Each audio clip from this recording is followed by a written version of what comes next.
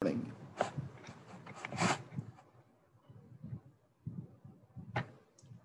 एक चीज कि हमने पैरासाइटोलॉजी का क्या क्या डिस्कस कर लिया वो पहले देख लेते हैं।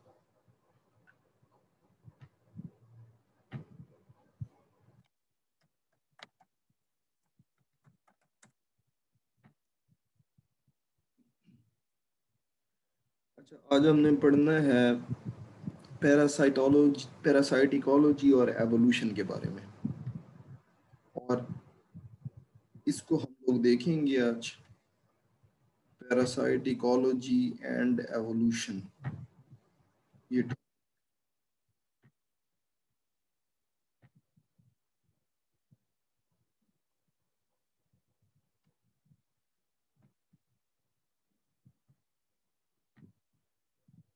ये है हमारे पास नोट्स। देखिए, फर्स्ट चैप्टर हमारा कंप्लीट हुआ। फर्स्ट चैप्टर में क्या क्या चीजें थी? फर्स्ट चैप्टर में हमने पैरासाइट्स का जो है वो पैरासाइटोलॉजी का बाकी ब्रांचेस ऑफ साइंस के साथ रिलेशन देखा था। पैरासाइटोलॉजी का रोल देखा था हमने ह्यूमन वेलफेयर में। इसके अलावा पैरासाइट्स और ह्यूमन वेलफेयर, हमने ये टॉपिक डिस्कस किया था। इसके अलावा parasites of domestic and wild animals, ये हमने डिस्कस किया था। कैरियर्स इन पैरासाइटोलॉजी, ये हमने डिस्कस किया था, और सम बेसिक डेफिनेशंस। ये हमारा पहला चैप्टर कंप्लीट हुआ। दूसरा जो चैप्टर है इसका नाम है बेसिक प्रिंसिपल्स एंड कॉन्सेप्ट्स, और इस बेसिक प्रिंसिपल्स और कॉन्सेप्ट्स में जो हमारा फर्स्ट टॉपिक है वो है पैरासाइट इकोलॉजी एंड एवोल्यूशन। तो पैरासाइट इकोलॉजी एंड एवोल्यूशन दूसरा चैप्टर 2 हम लोग स्टार्ट कर रहे हैं। Basic principles and concepts, parasite, systematic, ecology and evolution. इस चैप्टर में हम ये तीन चीजें डिस्कस करेंगे। ये पैरासाइट्स की जो है वो सिस्टमैटिक से क्या मुराद है, इकोलॉजी से क्या मुराद है, और एवोल्यूशन से क्या। मेरी आवाज क्लियर आ रही है?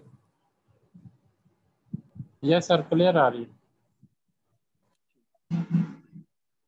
तो फर्स्ट ऑफ ऑल हम लोग पैरासाइट की इकोलॉजी और एवोल्यूशन को डिस्कस करने से पहले हम लोग पैरासाइट की सिस्टमैटिक के बारे में देखते हैं कि actually first of all parasites की इकोलॉजी को, एवोल्यूशन को, इन सारी टर्म्स को हम डिस्कस करते हैं।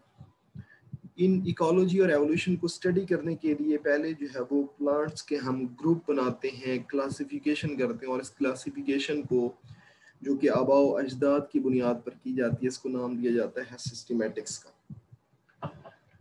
तो फर्स्ट ऑफ ऑल हम देखते हैं ये सिस्टमैटिक होती क्या है, सिस्टमैटिक्स। अच्छा जी, क्या कहता है systematic is the study of biological diversity and classification all with in evolutionary contacts. कि जब हम ऑर्गेनिज्म की क्लासिफिकेशन करते हैं उनकी एवोल्यूशन की बुनियाद पर, यानी कि उनके आबाओ अजदाद की बुनियाद पर, तो ऐसी हमारे पास क्लासिफिकेशन जिनमें ऑर्गेनिज्म को उनके आबाओ अजदाद की बुनियाद पर अपने एंसेस्टर्स से सिमिलैरिटी की बेस पर जो है वो क्लासिफाई किया जाता है, इसको हम नाम देते हैं सिस्टमैटिक का। यानी कि कौन सा जो हमारे पास ऑर्गेनिज्म है वो अपने कौन से एंसेस्टर के साथ मिलता है। तो जब एंसेस्टर के साथ सिमिलैरिटीज की बेस पर क्लासिफिकेशन की जाए तो इसको नाम दिया जाता है सिस्टमैटिक्स। कहते हैं सिस्टमैटिस्ट वो साइंसदान जो सिस्टमैटिक्स पढ़ते हैं उनको सिस्टमैटिस्ट बोलते हैं। तो कहते हैं systematist seek to understand the origin of diversity at all level of classification from species to kingdom. तो कहते हैं जो सिस्टमैटिस्ट होते हैं ये ऑर्गेनिज्म की क्लासिफिकेशन करते हैं, और हमें पता है कि ऑर्गेनिज्म की जब हम क्लासिफिकेशन करते हैं तो हम इनके ग्रुप बनाते हैं, और जो सबसे बड़ा ग्रुप होता है उसको हम किंगडम का नाम देते हैं, और जो सबसे छोटा ग्रुप होता है उसको स्पीशी का नाम देते हैं। तो कहता है कि जो सिस्टमैटिस्ट होते हैं जो क्लासिफिकेशन करते हैं ऑर्गेनिज्म की, वो हर लेवल, हर ग्रुप की क्लासिफिकेशन अलग करते हैं, स्पीशीज की अलग से क्लासिफिकेशन करते हैं, किंगडम की अलग से क्लासिफिकेशन करते हैं। तो ये हमारे पास है सिस्टमैटिक्स। अब हम आते हैं अपने मेन टॉपिक पर, बाकी इसमें जो है वो कोई खास चीज नहीं है। अब जो हमारा मेन टॉपिक जो हमने करना है ना, वो है हमारा इकोलॉजी और एवोल्यूशन। मेन जो हमने चीज डिस्कस करनी है वो है पैरासाइट इकोलॉजी और दूसरा एवोल्यूशन। इकोलॉजी किसको बोलते हैं? हम कहते हैं कि इकोलॉजी हमारे पास वो ब्रांच होती है बायोलॉजी की जिसमें हम स्टडी करते हैं एक लिविंग ऑर्गेनिज्म का उसके इन्वायरमेंट के साथ इंटरेक्शन। एक ऑर्गेनिज्म का अपने इन्वायरमेंट के साथ क्या ताल्लुक है, इसको नाम दिया जाता है इकोलॉजी का। अब पैरासाइट का इन्वायरमेंट क्या है, मैं आपसे पूछता हूं कि पैरासाइट का इन्वायरमेंट क्या है। ज्यादातर पैरासाइट कहां पर रहते हैं? लिविंग ऑर्गेनिज्म में रहते हैं। तो उनका जो इन्वायरमेंट होगा वो क्या होगा? लिविंग ऑर्गेनिज्म यानी कि होस्ट होगा। हमारा तो इन्वायरमेंट में जानदार भी हैं, बेजान भी हैं, लिविंग यानी कि लिविंग भी हैं और नॉन लिविंग भी हैं। लेकिन अगर हम पैरासाइट की बात करें तो उनका जो इन्वायरमेंट होता है, उनका इन्वायरमेंट उनका होस्ट ही होगा। तो इस होस्ट के साथ इनके कैसे ताल्लुकात होते हैं, कैसी इकोलॉजी होती है, यानी कि कैसा इंटरेक्शन होता है इनके इन्वायरमेंट के साथ, इन्वायरमेंट मतलब होस्ट के साथ, तो उस ताल्लुक को हम देखेंगे कि एक पैरासाइट और होस्ट का ताल्लुक, जिसको हम लोग नाम देते हैं पैरासाइट इकोलॉजी। तो पैरासाइट और होस्ट के ताल्लुक को हम क्या बोलेंगे? Parasite ecology. तो पहले वो चीज ये क्लियर करता है मेरी वाली बात जो अभी मैं बता रहा था कि जो पैरासाइट होता है उसका इन्वायरमेंट क्या होता है? होस्ट होता है। तो कहते हैं the host as an environment. Ecology is the study of relationship between the organism and their environment, including other organisms. कि इकोलॉजी में हम एक ऑर्गेनिज्म और उसके इन्वायरमेंट के बारे में और साथ में उसका दूसरे ऑर्गेनिज्म के साथ ताल्लुक देखते हैं। इसको नाम दिया जाता है इकोलॉजी का। अब कहते हैं with a focus on those factors that regulate the number and distribution of organisms. और साथ में इकोलॉजी में हम वो फैक्टर्स भी स्टडी करते हैं जिसकी वजह से जो एक ऑर्गेनिज्म जो एक इन्वायरमेंट में रहता है, वो फैक्टर्स भी हम देखते हैं जो ऑर्गेनिज्म का नंबर, स्पीशीज बढ़ाने में किरदार अदा करते हैं और स्पीशीज कम करने में किरदार अदा करते हैं। एक तो ऑर्गेनिज्म और उसके इन्वायरमेंट का ताल्लुक इकोलॉजी में पढ़ेंगे। पहली चीज जो हम देखते हैं इकोलॉजी में, एक होस्ट और उसके इन्वायरमेंट का, सॉरी, एक ऑर्गेनिज्म और उसके इन्वायरमेंट का आपस में ताल्लुक, ये पहली चीज हम देखते हैं इकोलॉजी में। और दूसरा, हम वो चीजें भी देखते हैं इन्वायरमेंट में मौजूद वो चीजें जो उस ऑर्गेनिज्म की स्पीशीज को बढ़ाने या कम करने में किरदार अदा करते हैं। तो अब इकोलॉजी दो चीजों का नाम है, एक ऑर्गेनिज्म और उसके इन्वायरमेंट का आपस में क्या कनेक्शन है, और दूसरा कौन सी चीजें ऐसी हैं इन्वायरमेंट में जो एक ऑर्गेनिज्म का नंबर बढ़ाने या कम करने में किरदार अदा करती हैं। तो ये दो चीजें हम देखेंगे इस इकोलॉजी में।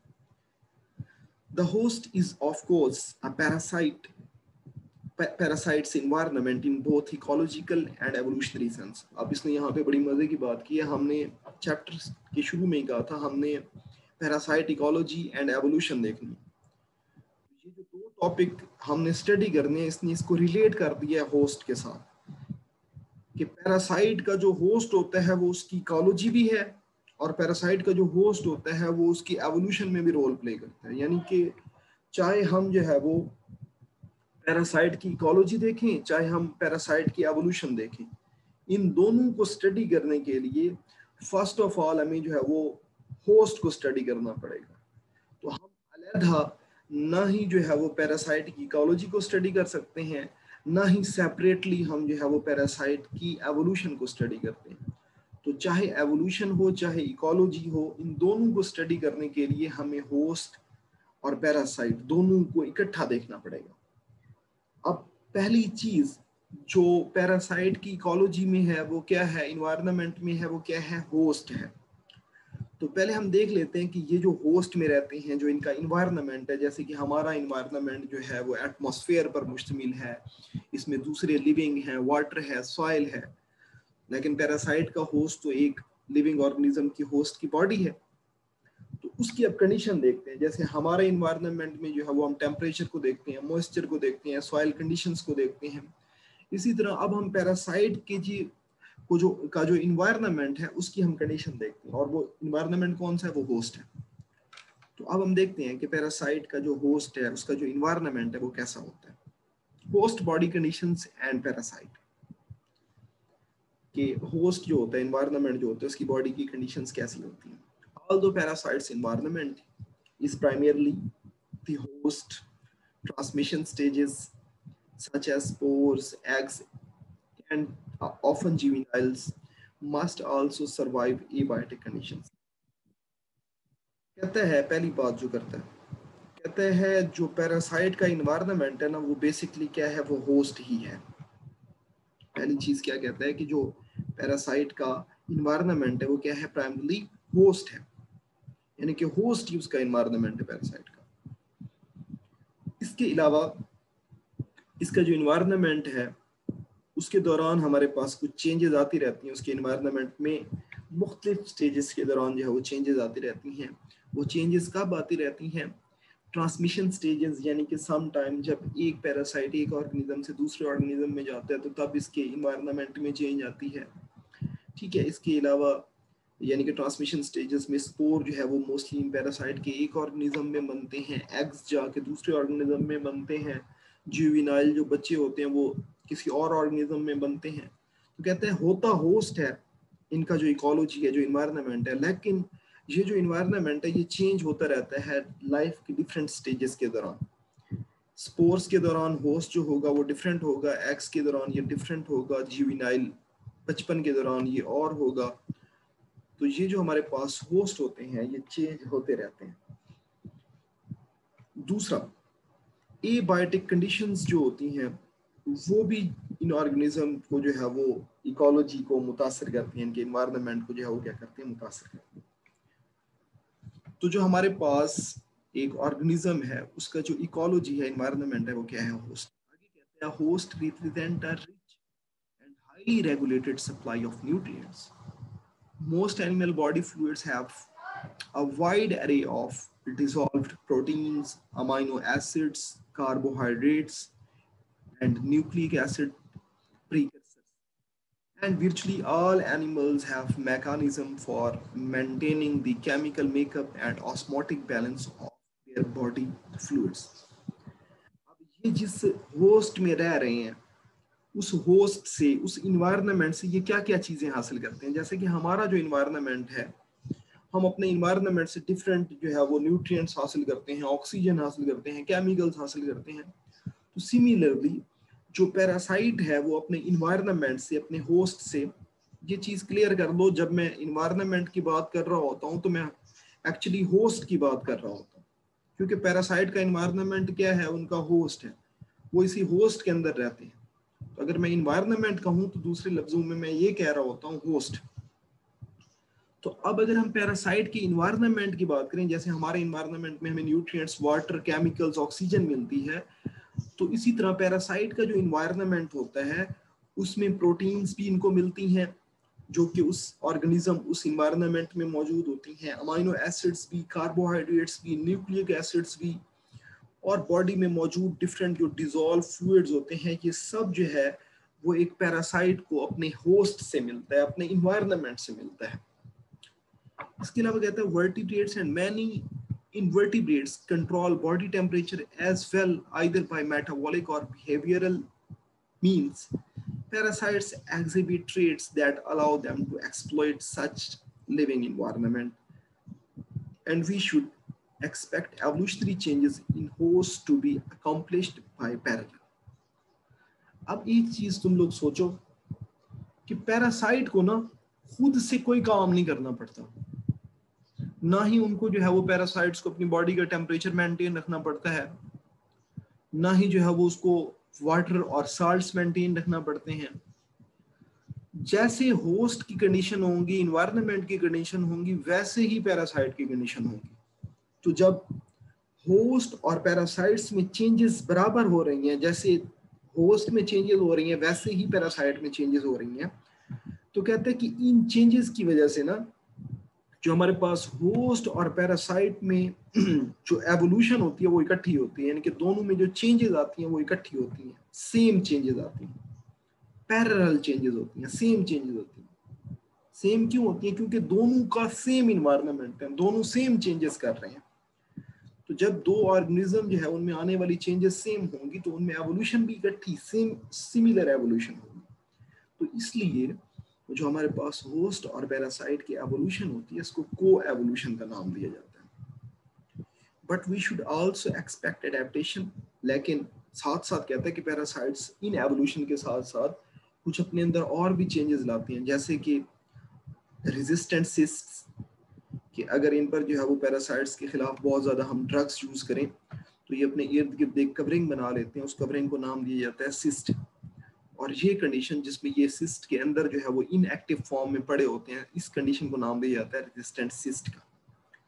तो कुछ चेंजेस ऐसी होती हैं पैरासाइट में जो वो होस्ट के अलावा खुद भी अपनी बॉडी में लाते हैं, that aid survival in the abiotic environment between host and parasite relation are studied under ecology of parasites। तो कुछ कंडीशन ऐसी होती हैं ये खुद भी चेंज करते हैं, लेकिन ज्यादातर इनकी बॉडी में जो चेंजेस आती हैं वो होस्ट की वजह से आती हैं, और इन चेंजेस को हम पैरासाइटोलॉजी की एक ब्रांच में स्टडी करते हैं जिसको नाम दिया जाता है इकोलॉजी ऑफ पैरासाइट्स का। तो अब आई होप कि जो है वो तुम लोगों को जो इंट्रोडक्शन है होस्ट और पैरासाइट के दरमियान, यानी कि पैरासाइट इकोलॉजी का जो इंट्रोडक्शन है वो आई थिंक क्लियर होगा।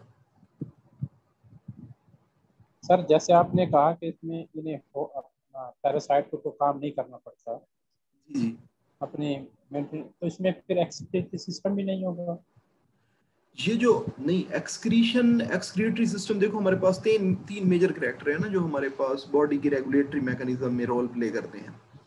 एक हमारे पास ऑस्मो रेगुलेशन है, दूसरा थर्मो रेगुलेशन है और तीसरा एक्सक्रीशन है। अब अगर इनमें हम ऑस्मो रेगुलेशन और थर्मो रेगुलेशन की बात करें ना, तो ना ही इनको ऑस्मो रेगुलेशन करनी पड़ती है ना ही थर्मो रेगुलेशन। ऑस्मो रेगुलेशन वैसे ही इनकी बॉडी में फ्लूइड होंगे जैसा ये होस्ट के जिस एरिया में मौजूद है वहां पर होंगे, ठीक है, ये हो गई ऑस्मो रेगुलेशन। थर्मो रेगुलेशन भी सेम वैसे ही होगी जैसे कि होस्ट में होगी। लेकिन जब हम बात करते हैं ना एक्सक्रीशन की, तो एक्सक्रीशन के लिए इनको जो है वो खुद का जो है वो मैकेनिज्म यूज करना पड़ता है। इनकी जो एक्सक्रीटरी वेस्ट होते हैं वो होते बहुत ही लिटिल माइन्यूट क्वांटिटीज में होते हैं, और ये जो एक्सक्रीटरी वेस्ट होते हैं ये with in the host body release होते रहते हैं। तो एक्सक्रीशन के लिए लिटिल बिट इनको जो है वो खुद से करना पड़ता है, लेकिन बाकी जितनी भी इनमें करैक्टर होंगे वो सारे के सारे होस्ट वाले होंगे। तो इसलिए क्योंकि मोस्ट करैक्टर जो है ना वो हमारे पास ये होस्ट के अडेप्ट करते हैं, तो इसलिए हम जर्नली एक टर्म जो है वो यूज कर देते हैं कि ये अपनी बॉडी में खुद कोई रेगुलेशन नहीं करते, जैसे होस्ट की कंडीशन होंगी वैसे ही इनकी होंगी। तो जर्नल हम टर्म एक यूज करते हैं क्योंकि ज्यादातर इनके जो प्रोसेस होते हैं वो रिलेट करते हैं होस्ट के साथ। अच्छा जी, तो यहाँ तक हमारे पास जो पैरासाइट इकोलॉजी है ये आप लोगों ने देखा। अब हम देखते हैं पैरासाइट इकोलॉजिकल नीश। अब आप लोगों को एक पता होना चाहिए कि एक इन्वायरमेंट में जब कोई ऑर्गेनिज्म रहता है तो उस ऑर्गेनिज्म को उस इन्वायरमेंट में एक स्पेसिफिक एक प्रोफेशन अपनाना पड़ता है, यानी कि या तो वो डीकम्पोजर होगा या वो कंज्यूमर होगा या वो प्रोड्यूसर होगा। एक इन्वायरमेंट में रहने वाला जो ऑर्गेनिज्म होता है वो वहां पर अपना कौन सी जो है वो एक्टिविटीज परफॉर्म करता है, तो इसको नाम दिया जाता है इकोलॉजिकल नीश का। तो अगर हम नीश के बारे में देखें कि एक पैरासाइट जो होता है वो कौन कौन से जो है वो रोल प्ले करता है, कौन कौन से उसके कैरेक्टर्स होते हैं, कौन से वो प्रोफेशन जो है वो अडेप्ट करता है एक इन्वायरमेंट में, तो इसको हम कहते हैं पैरासाइट्स इकोलॉजिकल नीश। तो फर्स्ट ऑफ ऑल नीश की डेफिनेशन कहते हैं आप profession of a species in an environment या role of a species in an environment, कि किसी माहौल में एक स्पीशी का जो रोल होता है, उसका जो प्रोफेशन होता है, उसका जो शोबा होता है, यानी कि वो प्रोड्यूसर है, कंज्यूमर है, पैरासाइट है, इसको हम लोग नाम देते हैं नीश का। A parasite's ecological niche include resources provided by the living body of another species as well as abiotic conditions। अब कहते हैं अगर हम पैरासाइट्स की नीश को देखें, इसका जो प्रोफेशन देखें, इसका जो हम इन्वायरमेंट में जो काम है, फंक्शन है, वो अगर हम देखें तो कहता है वो डिपेंड करता है इनका नीश दो चीजों पर। कौन सी दो चीजों पर डिपेंड करता है? एक तो इनका प्रोफेशन, इनका रोल डिपेंड करता है लिविंग बॉडी पर, कि ये कौन सी लिविंग बॉडी पर रह रहे हैं। तो एक तो इनका जो प्रोफेशन है, यानी कि अगर जो है वो इनको ऐसी जो है वो बॉडी अवेलेबल है जो कि लिविंग है, तो लिविंग से ये अपना खाना हासिल करेंगे, फूड हासिल करेंगे और ये पैरासाइट के तौर पर एक्ट करेंगे। फिर अगर ये इन्वायरमेंट के बाहर हैं तो आउट ऑफ इन्वायरमेंट ये कौन से ऑर्गेनिज्म में मौजूद है, किस कंडीशन में मौजूद है, एक्टिव हैं, इनएक्टिव हैं।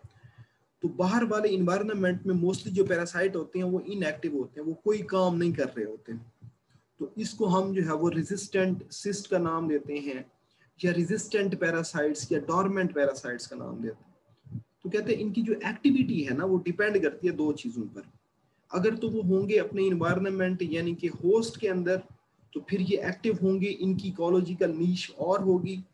लेकिन अगर ये किसी और एबायोटिक इन्वायरमेंट होंगे तो फिर इनकी जो नीश होगी वो और होगी, इनका जो बॉडी का इनका जो रोल होगा वो डिफरेंट होगा।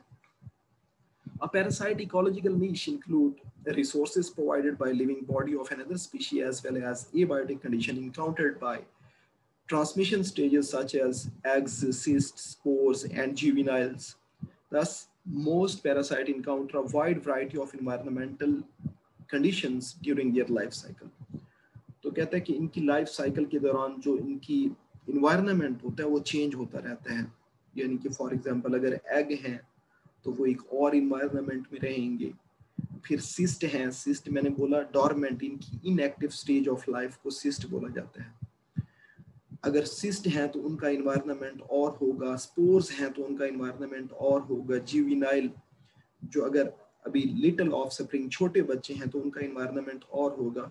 तो कहता है क्योंकि इनकी डिफरेंट लाइफ के स्टेजेस के दौरान इनका इन्वायरमेंट चेंज होता रहता है, तो उस इन्वायरमेंट के चेंज होने के साथ साथ इनकी जो नीश होती है, इनका जो रोल होता है वो भी चेंज होता रहता है। तो अब इनका जो प्रोफेशन है पैरासाइट्स का वो डिपेंड करता है इनके बाहर वाले इन्वायरमेंट पर। दो चीजें होंगी, एक इकोलॉजिकल नीश हमने देखी पैरासाइट्स की और दूसरा हमने पैरासाइट का इन्वायरमेंट देखा यानी कि इकोलॉजी देखी। अब एक इन्वायरमेंट में जो रहने वाला पैरासाइट है उसको कौन कौन से न्यूट्रिएंट्स अवेलेबल होते हैं। आवाज का प्रॉब्लम आ रहा है सर। हेलो जी एक मिनट में। हेलो सर, आवाज का प्रॉब्लम आ रहा है। नहीं आ रही आवाज सर? ड्रॉप हो रहे हैं सिग्नल, शायद इस वजह से आवाज कट कट के आ रही है। एक मिनट वेट करें। मैं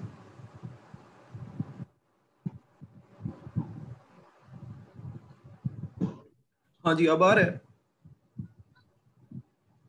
यस सर अब अच्छा ठीक है। अच्छा तो मैंने कहा अभी तक हमने दो चीजें डिस्कस कर ली हैं।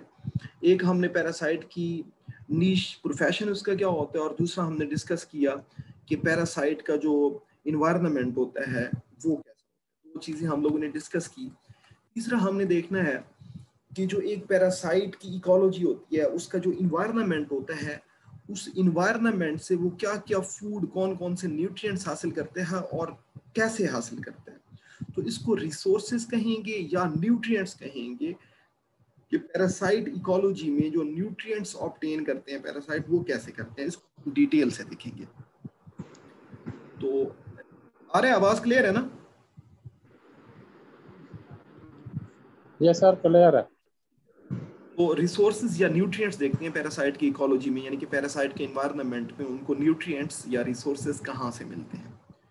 तो यहाँ पर जो अगर हम ह्यूमन को देखते हैं तो कहते हैं the human digestive tract is a good illustration of resources that varies according to region, thus providing numerous micro environments।